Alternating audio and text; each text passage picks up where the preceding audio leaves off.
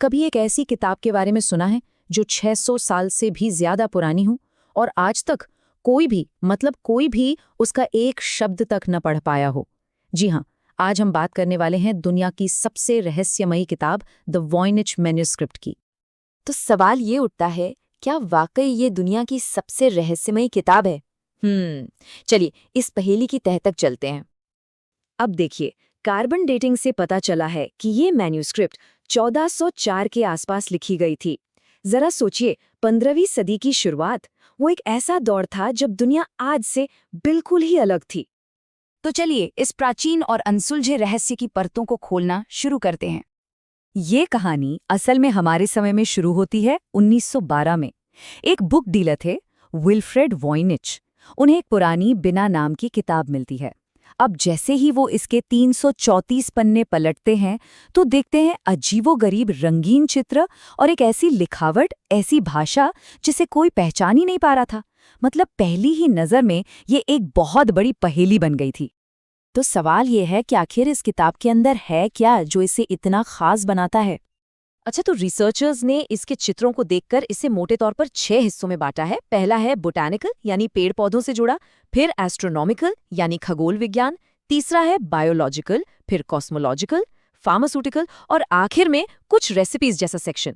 और मजे की बात यह है कि हर सेक्शन अपने आप में एक नया रहस्य खड़ा कर देता है। सबसे ज्यादा चौंकाने वाली बात तो इसके बोटैनिकल सेक्शन में है।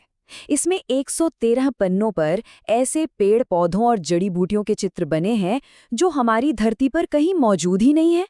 मतलब उन्हें आज तक किसी ने पहचाना ही नहीं। और मामला यहीं खत्म नहीं होता। इसका जो बायोलॉजिकल सेक्शन है वो तो और भी अजीब है। इसमें नग्न औरतें दिखाई गई हैं जो किसी हरे रंग के लिक्विड में तैर रही हैं और वो सब आपस में बड़े ही अजीब से पाइप्स के नेटवर्क से जुड़ी हुई हैं।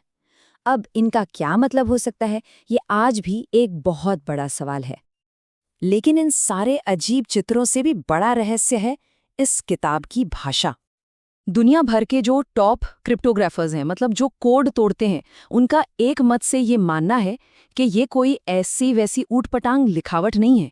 ये एक असली भाषा है जिसके अपने नियम हैं, अपनी वर्णमाला है। और ये कोड कितना मुश्किल है, इसका अंदाजा इस बात से लगा सकते हैं कि दूसरे विश्व युद्ध में एनिग्मा कोड तोड़ने वाले महान एलन ट्यूरिंग से लेकर दुनिया के बड़े बड़े कोड ब्रेकर्स और यहाँ तक कि आज की मॉडर्न आर्टिफिशियल इंटेलिजेंस भी सब के सब इसे डीकोड करने में नाकाम रहे हैं।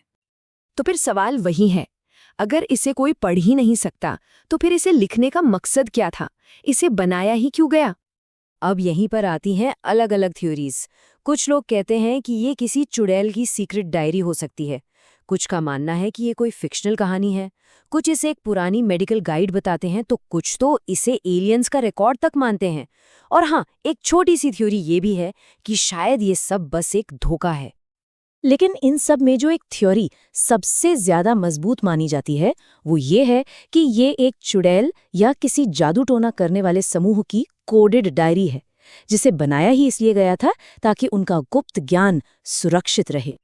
और इस थ्योरी के पीछे ठोस वजहें भी दी जाती हैं, जैसे वो अनजान पौधे, हो सकता है कि वो कोई गुप्त जादुई जड़ी बूटियां हों। किताब में जो एस्ट्रोलॉजी के चार्ट्स हैं वो शायद किसी खास अनुष्ठान या पूजा पाठ से जुड़े हों। और ये जो कोडेड भाषा है उसका इस्तेमाल ही इसलिए किया गया ताकि ये राज राज ही रहें।